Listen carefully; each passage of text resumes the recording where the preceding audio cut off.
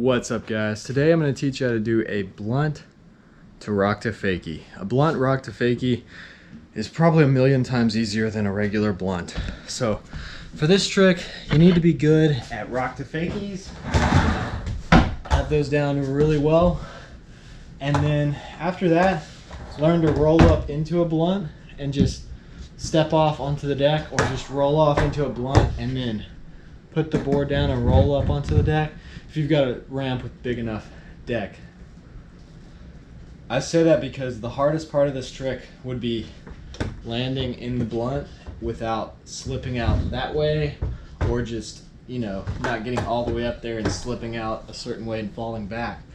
Once you're comfortable rolling up into a blunt, it's really not that hard. You just pop a little ollie, barely at all. You don't want to really pop it, because if you pop too much, you're going to go all the way in the ramp. So just a little bit of an ollie, just enough to get those back wheels over, and then you're going to fall back directly down on the coping. And it's a really simple motion, doesn't take a lot of effort.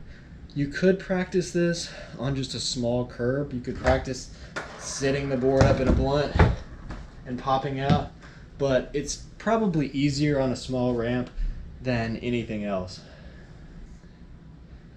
I feel like it's harder to do a pivot rock to fakie, but if you're really good at pivots and you can hold that 5-0 really well, you can practice getting into the 5-0 and then pivoting to a rock to fakie first.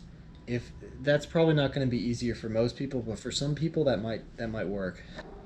So it really is just an ollie. It's a pop with your back foot, a drag with your front foot, and evening it out flat where you land right in the middle of the board on the coping.